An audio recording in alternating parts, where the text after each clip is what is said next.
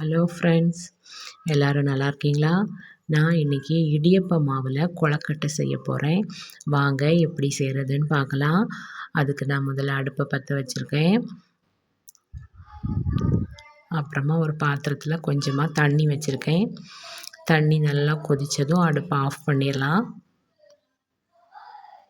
தண்ணி நல்லா கொதிச்சாச்சு, அடுப்பை ஆஃப் பண்ணிட்டேன். அப்புறமா வேறு ஒரு பெரிய பாத்திரத்தில் இடியப்ப மாவை எடுத்துக்கலாம். குழந்தைங்கக்கிட்ட இடியப்பம் செய்ய போகிறேன்னு சொன்னேன். அவங்க வேண்டாம் கொழக்கட்டை செஞ்சுத்தாங்க அப்படின்னு கேட்டாங்க. அதனால தான் சரி அப்போ கொழக்கட்டை செய்வோம் அப்படின்னு கொழக்கட்டை செய்ய ஆரம்பிச்சிட்டேன். இதில் கொஞ்சமாக உப்பு சேர்த்துக்கலாம். அப்புறமா நம்ம கொதிக்க வச்ச வெந்நியை மாவில் கொஞ்சம் கொஞ்சமாக சேர்த்து கிண்டி கொடுக்கணும். நல்லா சூடாகவே சேர்த்து கிண்டி கொடுக்கணும். அப்போந்தான் மாவு நல்லா வெந்து கொழுக்கட்டை சாஃப்டாக இருக்கும். இடியப்பத்துக்கு மாவு எப்படி நம்ம ரெடி பண்ணுவோமோ அதே மாதிரி தான் ரெடி பண்ணணும்.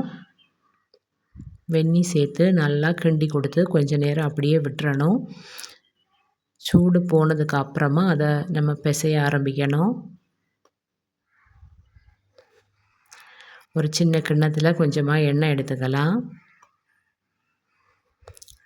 கையில் கொஞ்சம் கொஞ்சமாக எண்ணெய் தொட்டு நம்ம மாவு பிசையலாம். அப்போ தான் கையில் மாவு ஒட்டி பிடிக்காது. எண்ணெய் சேர்த்து நல்லா மாவை பிசைஞ்சு எடுத்தாச்சு. இனிமேல் இதை சின்ன சின்ன உருண்டையாக உருட்டி எடுத்துக்கலாம்.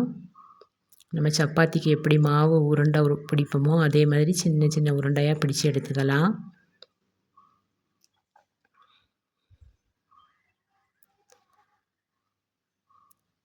இதே மாதிரி எல்லா மாவையுமே உருண்டை பிடிச்சி எடுத்துக்கலாம்.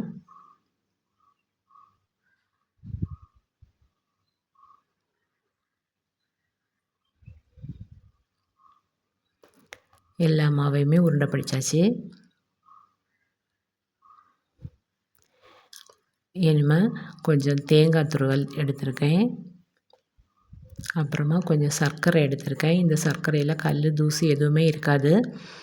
அந்த சர்க்கரையும் தேங்காவையும் சேர்த்து நல்லா மிக்ஸ் பண்ணி எடுத்துக்கலாம். தேவைன்னா கொஞ்சம் ஏலக்காய் பொடி சேர்த்துக்கலாம். நான் சேர்த்துக்கலை. நல்லா மிக்ஸ் பண்ணி எடுத்தாச்சு. அப்புறமா இதை கொழுக்கட்டைக்குள்ளே வச்சு எடுக்கணும். கொழுக்கட்டையில் இப்படி கட்டை விரலை வச்சு நல்லா அழுத்தினோம்னா இப்படி வட்டமாக வந்துடும். இதுக்குள்ளாடி நம்ம விரவி வச்சுருந்த தேங்காய் சர்க்கரையை வச்சுக்கலாம்.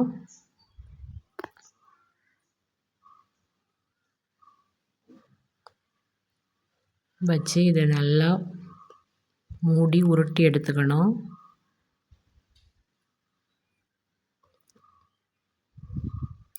இந்த மாதிரியே எல்லா உருண்டையிலையும் நம்ம இந்த தேங்காவையும் சர்க்கரையும் சேர்த்து எடுத்துக்கலாம்.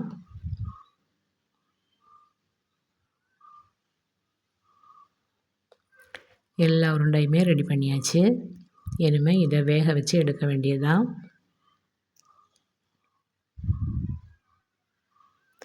இட்லி பாத்திரத்தில் தண்ணி கொதிக்க வச்சுருக்கேன்.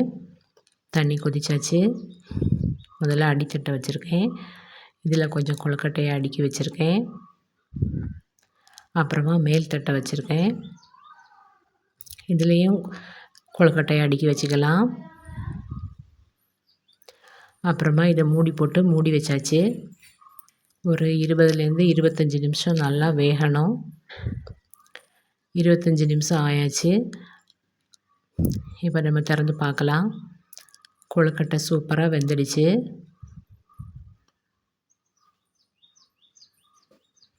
அவ்வளோதாங்க, சூப்பரான கொழுக்கட்டை ரெடி ஆகிடுச்சு. நீங்களும் இதே மாதிரி உங்கள் குழந்தைங்களுக்கு செஞ்சு கொடுங்க. நம்ம சேனல் உங்களுக்கு பிடிச்சிருந்துச்சுன்னா லைக் பண்ணுங்கள், சப்ஸ்கிரைப் பண்ணுங்கள். ஓகே, பாய், தேங்க்யூ.